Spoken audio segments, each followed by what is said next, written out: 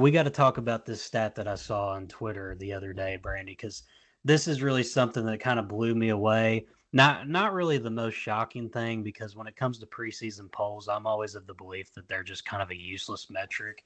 Yeah, it's really hard to judge teams when they haven't played a single game yet. But ESPN posted this is the first time in 55 years that half the preseason top 10 currently sits unranked as of the newest AP poll this past Monday. Kansas was number one when we started this season. Uconn came in at third. Gonzaga was sixth. Baylor was eighth. And North Carolina was ninth. And all of these teams have had a tremendous fall from grace. I mean, Uconn being the back-to-back defending champions, I don't think anybody saw them being unranked. I know everybody was kind of on board that they wouldn't be as good as they have been in years past, just because it's hard to replace so much of that championship production. Gonzaga, they've really had some puzzling losses this season. Kansas, I mean, that's really the one that stands out here the most that I think we'll spend a lot of time on, because that team on paper, they really look like they should be a lot better than they are. And then Baylor, they've got the star freshman with VJ Edgecombe. They got their portal gets with Norchad Omier and Jeremy Roach. Just hasn't really clicked for Scott Drew yet. And then North Carolina, absolute disaster. I mean, they extended Hubert Davis in the summer and just announced it a couple days ago, and the uproar on social media was quite entertaining, because in hindsight's 2020, but it's starting to look like that extension may have not been the best idea, because that's a team that brought back RJ Davis, who we thought going into the season was possibly a player of the year type of talent. Got Ian Jackson, obviously, Seth Trimble, some other dudes around him, but the lack of the front court really has just cost them tremendously. So, Brandie, we'll start with just overall, which of these fall-offs is the most surprising? I kind of have a feeling I know which one is the most obvious of all these. They're all pretty outstanding in their own ways, but which one of these just stands out from the rest of the group when you take a look at this? Yeah, I'm actually gonna go. I don't know if I'm gonna say what you think I'm gonna say, but I'm gonna go with UNC Oh, because going from ranked in the preseason and off of a season where I believe last year they were a 1 seed in the tournament. So going from being a 1 seed in a tournament to now potentially missing the tournament or being on the bubble. They actually are on a 4-game win streak as I'm saying this, but that is who it is for me. So top 10 preseason ranked to basically almost not making the tournament is the most surprising, especially because they returned a lot of guys that they had on their squad last year, and I thought did a decent job in the portal. Kay Tyson just hasn't translated from Belmont to UNC. His game just isn't, yeah, it just isn't there. RJ Davis was a preseason All-American. Elliot Cadeau was a returner for them too. You can really tell this season that they're missing Armando Bacot on that team. So to me, that one's the most surprising, just from like a pure, you know, the future of the rest of the season isn't really as salvageable as the other teams on this list. So that I'm going to go with UNC because of that, on top of them also being in just like such a poor ACC conference this year. They had a loss to Stanford, who's not good. Wake Forest, who's kind of just been tanking this season. So just in a not good ACC year, not be able to make the tournament regardless.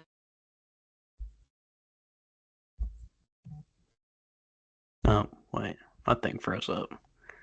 Oh You're crap! Am unfrozen I now, but it am I still was here? frozen for a hot. Okay. You're good. Yeah, yeah.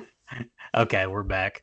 Anyway, so yeah, UNC, I agree with that logic, just with where they were the 1 seed last year you mentioned, and they had that run to the Sweet 16. I just think that the lack of front court, being able to replace Armando, that really did them in.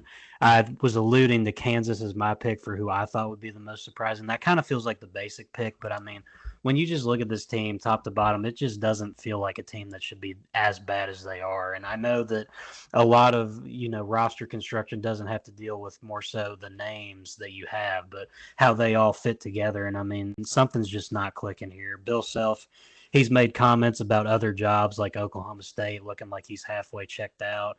It's just been really puzzling to watch unfold. AJ Storr, he was one of the top prestigious transfers that teams were really chomping at the bit for, and he just has not done remotely anything close to what teams were expecting out of him when he was being recruited.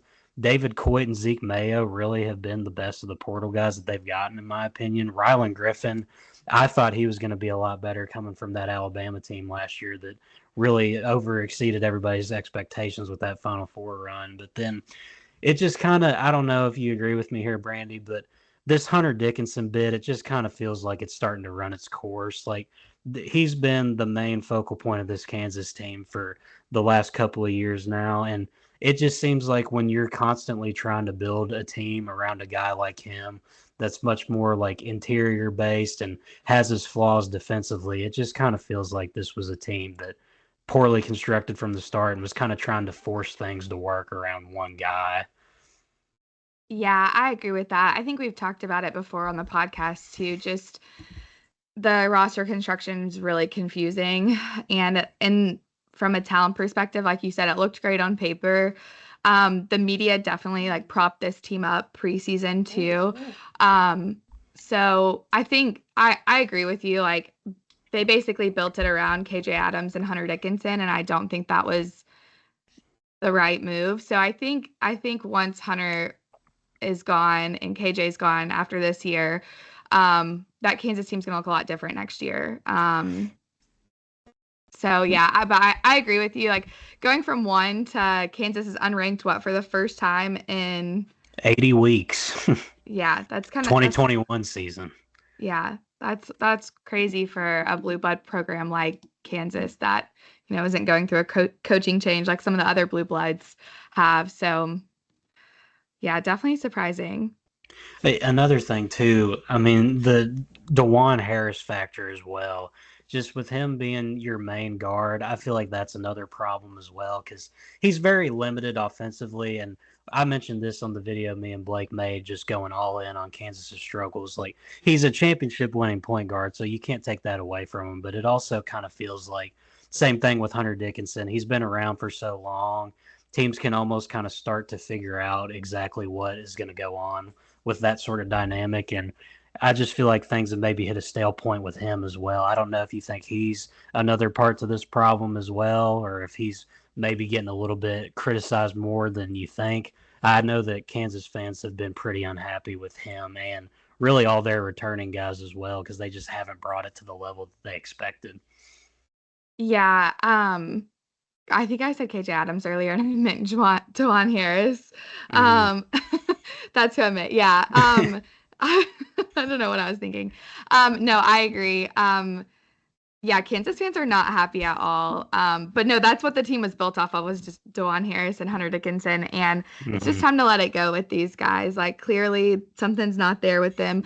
I will say I do think in this past week that Hunter Dickinson showed a lot more leadership than he has all season. Like he seemed more bought in on the court. And they're like that BYU game, that those guys just didn't seem happy. And Bill Self even said in his press conference, like it's just time to get away from each other. Like they were like, they don't like each other, or kind of alluding to that. And I was like, that's kind of a crazy thing to say about your team, when we're 4 weeks away from the tournament at that point. But yeah, I will say this past week, I feel like there's maybe a little glimmer of hope for this Kansas team because they looked better, but I don't know. The roster construction this year and even last year too, a little bit concerning for them.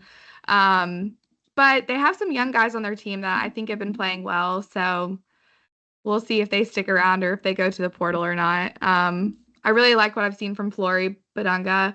I think he's shown like all out effort in every game, and it could be a piece to potentially build around next year if he does stay. But yeah, I don't know. I think there's just too many wings on this team is what it comes down to, and too many people who are ball hogs and don't want to share the ball, and maybe not enough like off-season team bonding events done. I don't know. Yeah, it's a little concerning when your coach comes out and says we need to all get away from each other when we are currently sitting, well, at the time it was February 18th. I mean, you're a month out from the tournament that you work all season to get, and you're saying that you need to get away from each other. Like, That reeks of just, warning signs, maybe some locker room turmoil. We don't want to speculate on any of that. I mean, who knows what's going on there. If you want to hear more about Kansas's struggles, go to our last video because me and Blake went all the way in on that. I had some conspiracy theories about Bill Self as well, whether he's really checked into his job or not. But looking at the rest of this list, I mean, the least surprising, I would almost say, strangely enough, might be UConn because it just feels like they lost so much and they tried to replace so much off of that team that it just kind of got a little bit insurmountable. That's just the vibe that I get. Maybe you think that Gonzaga or Baylor has been more of the least surprising of this group, but honestly, I had a lot of expectations for UConn in the preseason, but as the seasons continue to evolve, it's just clear that they don't have enough dudes to replace everybody that was on their way out last season. Yeah, I would say UConn. To me, I think UConn or Baylor, the one of those two is probably the least surprising. Dan Hurley also in the offseason kind of made it clear like there was probably gonna be a little bit of a drop off whenever he was asked about, how he felt their portal season off season went and all of that stuff. So I mean their best player is a freshman that they kind of got late in that cycle too. So yeah, I would say this is probably the least surprising just from like UConn's probably still going to be, decent or good because Dan Hurley's their coach, but also like they're losing, what was it, three guys to the NBA, two or three guys to the NBA, Yeah, Donovan Clingan, Clingan, Stephen Castle. Castle, Mm-hmm. I'm right, and trying then to they think of the lost other Cam one. Spencer too, who is on a G League team right now for the Grizzlies. So yeah, I mean, I agree with you. They just didn't have the guys to replace them. And I don't feel like this is a team that was necessarily like propagated by the media, like shoved down your throats the way that Kansas was. I think any conversations around this team were more to do with Dan Hurley than the actual like roster itself. And so I don't think a lot of people bought into this team to begin with because of that. Um, Mm-hmm. so yeah, I would say UConn or Baylor to me, least surprising on this list. Yeah, and then there's Gonzaga and Mark Few's squad there that we have left to hit on. They've just been confusing because, I mean, in non-conference play, at times they looked like they could be a really talented squad. When Ryan Nimhard and Graham Ike have had it going, they've really been a great guard, big man combo. But they've just really also had some bizarre losses going throughout just overall conference play. They haven't dominated it like they have in years past, which has been really kind of surprising because even if they were going to be underwhelming, you still figured that they would run that conference because, I mean, that's just what we're used to seeing Mark Few teams do. But losses to like Santa Clara, St. Mary's, that's not a bad loss. That's a ranked team, but still, they're not really used to seeing that. Just hasn't really looked cohesive at times and looks really just kind of out of sorts. And I don't know what you think about Gonzaga as we head into March, but they're probably going to be sitting at a much lower seed than we would have thought when we were coming out of the non-conference segment of the season. So I don't know what exactly it is for Gonzaga that just isn't clicking, but obviously the expectations that were laid out in the preseason aren't being met at all. Right. And like you said, they have kind of had some crazy losses that have happened. I know they lost to Santa Clara, and that's actually a pretty decent like, mid-major team that's in their conference, but the loss to Oregon State was like kind of I know it was in overtime, but I mean, it was kind of baffling to me because that's not a good team, in my opinion. But what's interesting about Gonzaga is they're still a top 10 team based on analytical metrics. They still have one of the best offenses in the country, top 10 offense, and they have a top, 30 or 40 defense around there. And so I do think that there's more hope for them in the tournament than any other team on this list. But I really don't know what this team is missing. I think this team is just missing experience and not, they're a very experienced team, like age-wise, like all of their starters and guys who get the most playing time are seniors. But Cleef Battle coming in, he didn't have experience with any of his other teammates yet. And I feel like that has kind of thrown some things off because Gonzaga is one of those teams that it's not like they go and hit the portal like crazy. Like they want players to come play for them and stay for them the entire time usually. That's kind of just in their culture there. And so I don't know, maybe it has a little bit to do with that. But also just like lack of depth. Like Dusty Stromer is getting real minutes, meaningful minutes on this squad. And like that to me is a little bit of an issue. So, Yep. yeah. And I like Ben Gregg, but he's kind of been up and down this entire season too. And, he's kind of he comes off the bench for them. So, yeah, I guess depth is probably their biggest issue now that I'm thinking about this more. Yeah, the metrics have really been treating them well because Ken Palm, like you mentioned, top 10 over there. They're number 9 in the rankings overall. Baylor's sitting at top 30 still in Ken Palm. I just saw that. They're sitting right at 30th, but I guess that transitions right into what I was going to say next. You mentioned Gonzaga has the most hope moving forward as we get into March. So, yeah, I think that I agree on that end with Gonzaga having the most ability to redeem themselves. But who on this list do we think, is not redeemable whatsoever? And I think that answer might be North Carolina because where things stand today, they're just not going to be in the field. But Baylor as well. I mean, if Baylor keeps messing around, they may end up finding themselves on the bubble because they're starting to pile up some losses here. It could get scary if you're a Baylor fan. Yeah, yeah, I would say UNC or Baylor. Like, Baylor, I don't know what is going on with them, but they just are not finding ways to win basketball games right now. They're on a 3-game losing streak, and their last 2 losses were to Colorado and Cincinnati, which I don't think they're going to be in the tournament at all. So, um, yeah, and they had an earlier season loss to TCU, who's also horrible this year, not going to be in the tournament. Um, and they finish out the season with their last game of the regular season against Houston. So it's not like it gets any easier besides a rematch with TCU and playing Oklahoma State. Um, I don't know. I think I'd have to say like their defense is kind of what their issue is. Um, Maybe experience a little bit there because VJ's a starter. And VJ's been good this season, but he definitely isn't.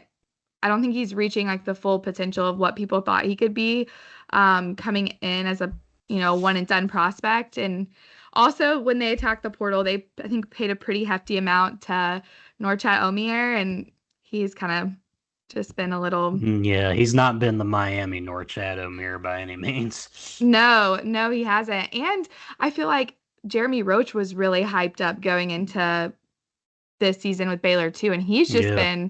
he's really not been as impressive either. So I think maybe a little bit of misses in the portal for them are kind of what has bit them. So I don't know. I definitely like this Baylor team more than UNC, I think, but UNC's on a 3-game win streak and 3 or 4-game win streak, and Baylor's on a 3-game loss streak. So I don't know. Those are both 2 teams I would not want to believe in either of them right now. Sorry to any Baylor or UNC fans watching. Yeah, no, and Carolina, they're on the first 4 out as of the latest projections when it comes to Lenardi's bracketology. So they still have work to do to get into the field. I mean, obviously, those are just predictions. The committee could see them differently, but I can't imagine that they view UNC as a tournament team where things stand right now. I guess for UNC going down the stretch here, they've kind of put themselves in a spot where with the ACC being so weak, like, yeah, they are putting these wins together, but at the same time, like, who are you playing? Like, metrics Right. wise, these teams are not really going to woo anybody. You look at their last 3, they've got 2 winnable games against Miami and Virginia Tech. I would be fairly shocked if they lost either of those, but to put themselves in the field, I almost think that they have to beat Duke in that regular season finale, and then they have to win maybe 2 or 3 games in the ACC tournament. That's just kind of the pathway to getting in that I envision for them right now with the damage that they did. Getting those bad losses against, like you said, Stanford, Wake Forest, lost to Pittsburgh as well. That was another rough loss. Non-conference wise, they missed on pretty much all of their resume opportunities. So it's a really grim outlook when you look at Hubert Davis's squad here.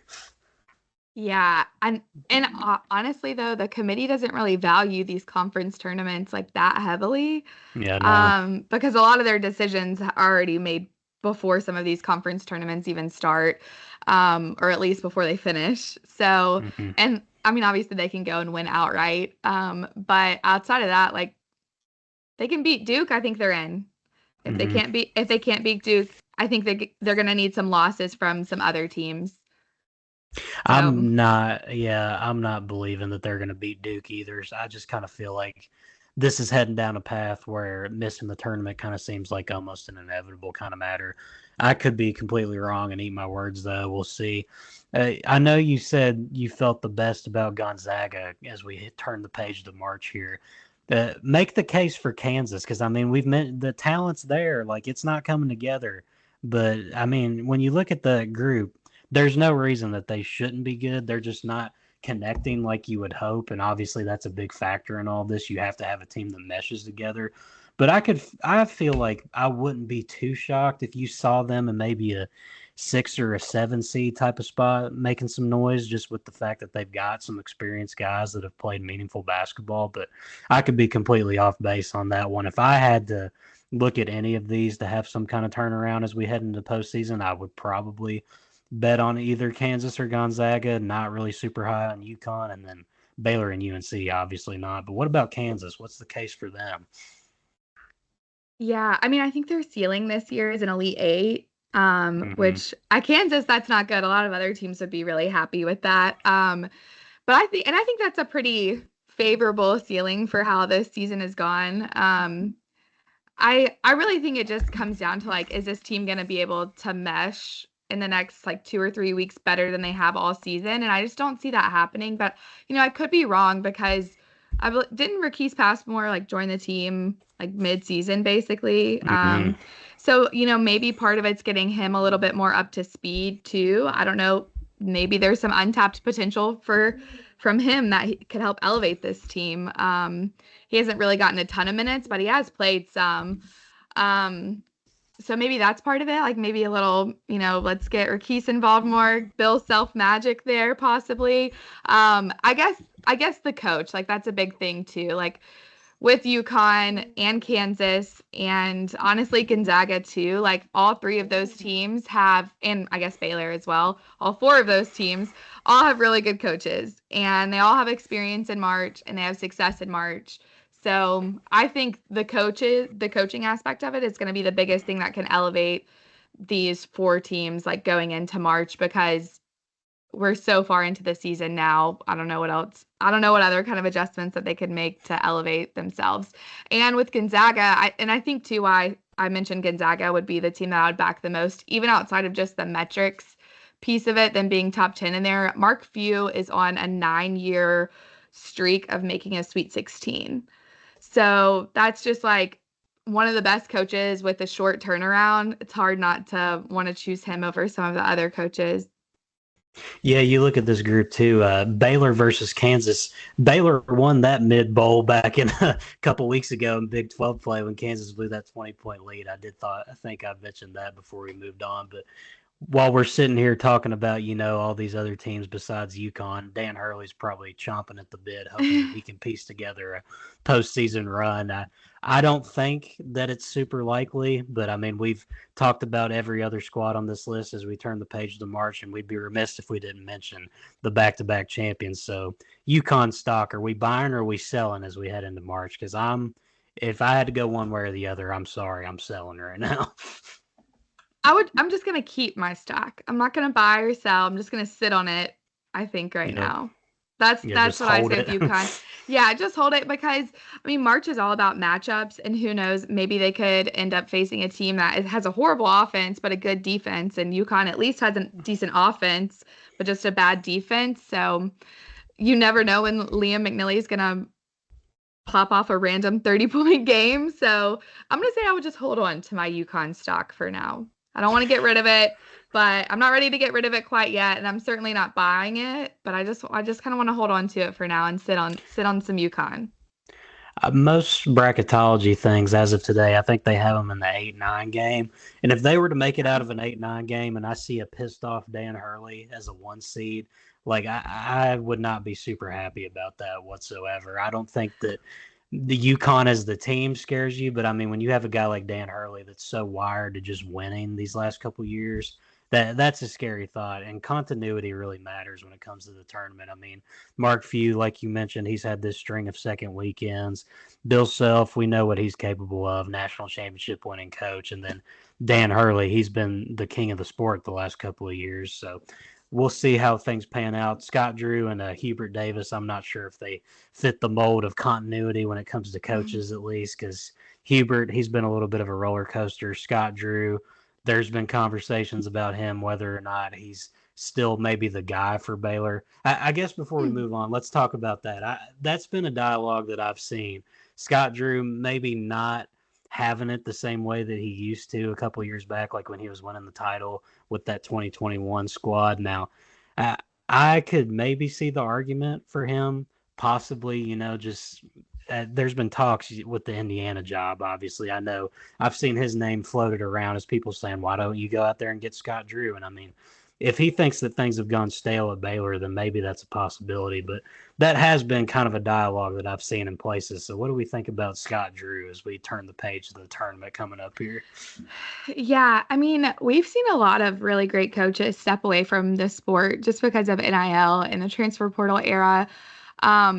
Do I think Scott Drew would leave for another job? No. I think he's been at Baylor for so long. He's well respected there, and his family has roots there that I don't think he wants to leave. And I don't think that their administration would get rid of him I don't see them getting rid of him. So, could he retire? I could see that being more of a possibility than him leaving to go somewhere else or him getting fired. But yeah, I think as long as Baylor continues to make the tournament, though, should be relatively safe. I don't think Baylor has, even though obviously they won that 4 years ago, I don't think they have these crazy expectations from their fans and from their administration year in and year out. No, he definitely exceeded expectations when he won that national championship. And the situation that he inherited when he started there, he brought it to a good enough place where I think that he's kind of safe for life when it comes to that university and that program. And I mean, last season we saw Kentucky pursue him and he said no thanks to that. So it's kind of hard to see him maybe taking another swing at another job. Maybe feels like that he's just comfortable in Waco, or maybe he does end up hanging it up and just moving out of this era of college basketball like some coaches have. But it's definitely going to be interesting to see how these teams shape up moving into March and beyond that as well. Last thing before we get out of here, I mean, moving on from this season, I'm talking just into next season and beyond that. Which of these programs do we think is the biggest stock riser? Who would we buy stock in right now while they're kind of at their lowest? I'm going Kansas solely because of one player that's joining their team next year, and that's incoming freshman Darren Peterson. He's been projected to potentially go literally this week. Giovanni put out a 2026 NBA mock draft and has Darren Peterson ahead of AJ DeBansta. So that kid can hoop. And even though we've seen teams have rosters around talent like that don't succeed, that's just not going to happen at Kansas if you have somebody that's at the talent level that he's at, in my opinion. So I'm going to go with Kansas simply because I think Darren Peterson is one of the best prospects that we've had in this sport in a really long time for his position. So, yeah, I'm going Kansas. What about you? I feel like this is going to be a basic pick, but I'm going with Uconn. I mean, I don't think that Dan Hurley's forgotten how to coach by any means. I just think this team hasn't put it together the way that they wanted. They're bringing in a 5-star talent next year with Braylon Mullins. That kid's a really talented player overall. They've got the number 3 class in the composite rankings right now for 24/7. I feel like if he can retain some of what he's got this season and start that over with a new group of portal guys and bringing in his freshman guys, he may be able to get things back to the Uconn standard that's been set over the last couple of years. But as far as the stock rising and stock falling thing goes, the lowest stock right now that I'm not buying into moving forward, I think it's got to be either one of Baylor or UNC. You can take your pick of which one, but I think it's obviously one of those two. Yeah, I'm going to go with Baylor on that one just because it's not like they have anybody flashy coming in next year, and UNC has Caleb Wilson coming in. I know UNC just extended Hubert Davis, and while I'm not the biggest fan of him, they did hire a GM here recently to kind of help run their basketball program, and one would assume that person's responsibilities will kind of help with roster construction and recruiting, especially in transfer portal. So I would say of those, I would much rather go with UNC as opposed to Baylor because I think there's a little bit more hope there with Caleb coming in and just with some potential administrative changes that I think will be a positive impact, especially to a program like that. I'm just so weary of North Carolina because I just don't believe in Hubert. Like I Me don't want to neither. crush the guy, but I just don't think that he's the one to lead that program. But I do think that next year's kind of be the prove it year for him. He's going to have Caleb Wilson coming in. He's getting a GM. He's going to have the resources to build a better squad, and there's going to be a lot of pressure on him to get the job done because most UNC fans right now, I think the overall consensus is they're not happy whatsoever, and if he walked away where things stand right now, I don't think anybody would be heartbroken over there. But he's going to have next year to prove himself. We'll see what he does with it. But yeah, it was interesting to have this talk about these teams. I didn't envision this necessarily happening with every single one of these groups coming into the season, but it was a little bit more predictable for some than others. But hey, March is coming. Anything can happen in March. You never know with this sport. Maybe we'll see a magical Dan Hurley run from the 8 seed slot like we saw with the underwhelming Kentucky team back in 2014, or maybe Kansas figures out how to like each other and not despise each other like Bill Self alluded to. Who knows? We're all about the headlines in March, so we'll see what develops on that end.